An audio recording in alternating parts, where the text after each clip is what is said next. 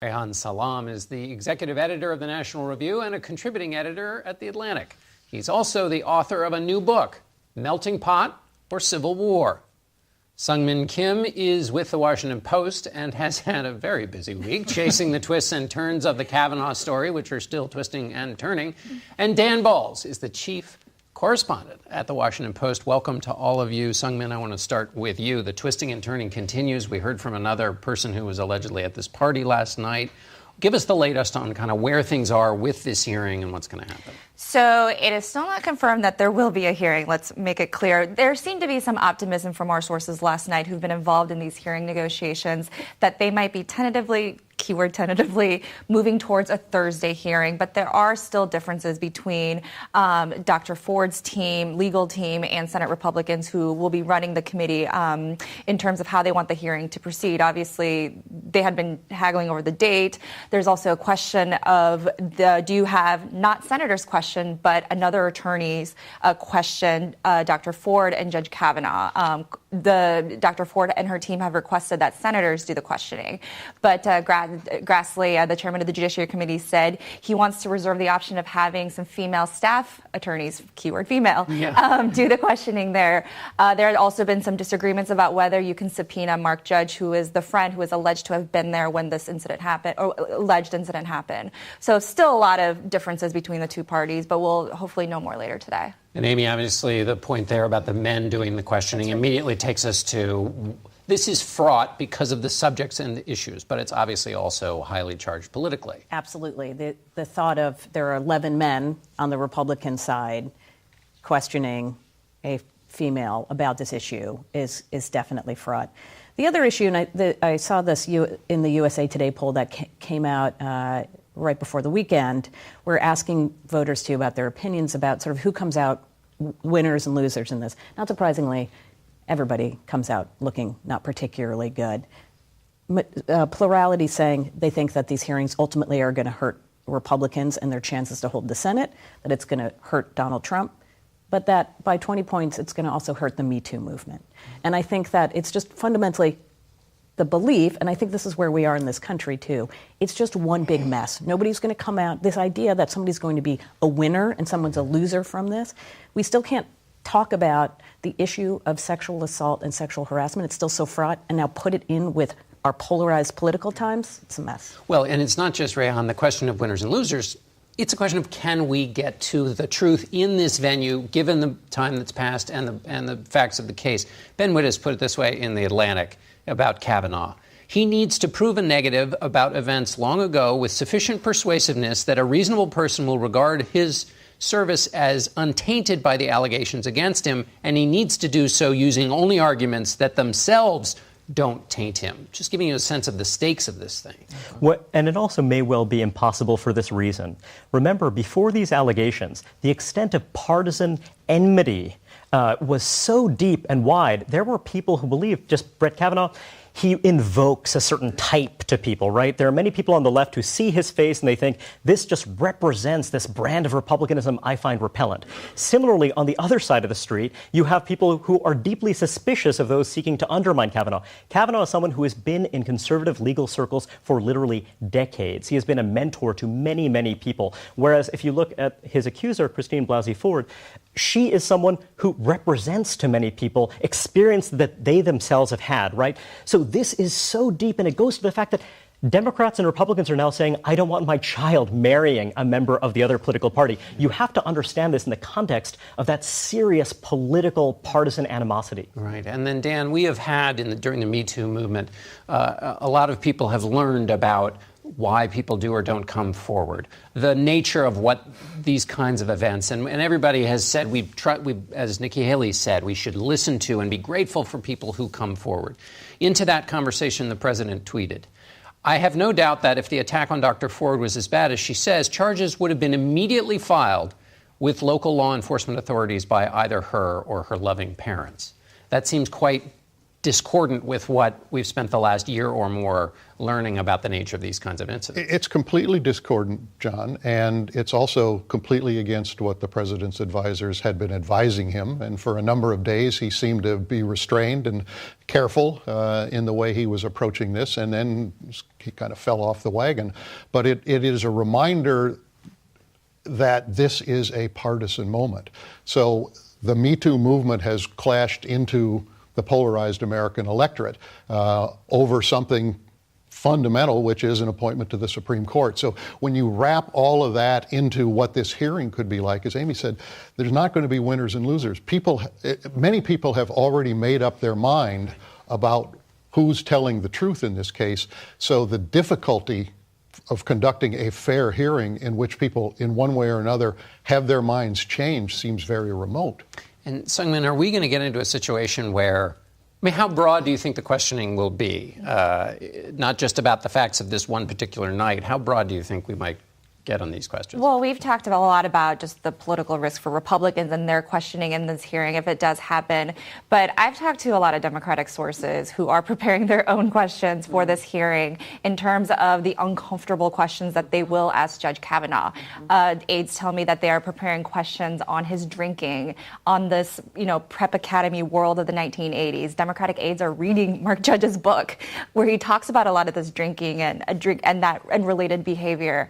So it'll be a difficult hearing.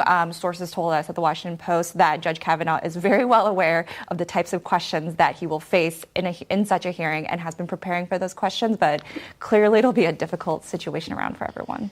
And Rayon, Mitch McConnell, the Senate leader, said basically Kavanaugh's going to make it through. So how does he said, don't worry, when this is all said and done, he's going to make it through. How's he going to make it through and still have Chuck Grassley say this is going to be a fair, open inquiry into the facts of the case? Well, the senator has to say that because he is absolutely convinced that Brett Kavanaugh is telling the truth. Were he to say otherwise, it would be to suggest that Kavanaugh's not being entirely forthcoming. So I find it hard to imagine him saying otherwise, as that would throw into question the fact that they've had so much confidence in him going all along. Dan, what do you think the scenarios are for this as it goes forward? We've talked about how fraught it's going to be. But what if everybody's made up their mind? It looked like this nomination was on its way to a confirmation. So what do we think might plausibly happen? Well, I think it's impossible to know at this point how a handful of senators ultimately will make the judgment. I mean, this is going to play out in front of the whole country, but in many ways, it's a focus on a handful of senators who will decide Judge Kavanaugh's fate in the end. And I think those senators, some Democrats, some Republicans, will be watching this closely, trying to gauge public opinion in their states, and trying to understand better what are the risks for themselves if they go one way or the other. So they're going to be making a judgment on the credibility of both of these people when they testify, but they're also going to be making a political judgment about their own futures. Right, that's right. And that's what it looked like in 1991 as well, right? I don't think as that was happening, people were able to digest the impact that this hearing was having. And then, of course, 1 year later, you have the rise of all these women candidates, and the name of the 1992 election was the Year of the Woman. We already have the Year of the Woman this year. But it feels a little bit like that game Pachinko where you watch this ball and you can't quite figure out which way it's going to go, right? And you're all prepared for it to go this way, and then it pings over that way. I think anybody trying to be able to understand how people are processing this in live time is going to be very difficult, and the repercussions are going to continue long beyond these hearings. Right. It seems to me the one of the repercussions is that inquiry in the service of trying to figure out the facts can be turned very quickly into making it look like you don't believe this happens, or that you misunderstand the experience of women and the powerlessness they've felt in these kinds of situations, which empowers an entire voting bloc. And as Sungmin pointed out, there are also risks for Democrats looking like they are really besmirching the reputation of this person. Exactly. All right, we're going to pause there. We'll be back with more from our panel. Stay with us.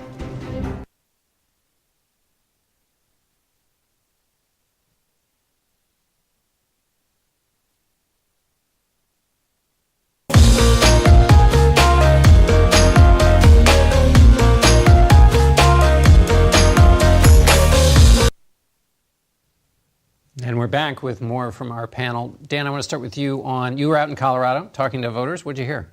A couple of things, John. One, on this issue of Judge Kavanaugh and Dr. Ford, very polarized reactions. If you talk to Democrats or people who are thinking of voting Democratic, they believe Dr. Ford. They are convinced that she is absolutely right, and they think he should not be confirmed. If you talk to people who are supportive of President Trump, you get the completely opposite view, that this is an unfair allegation.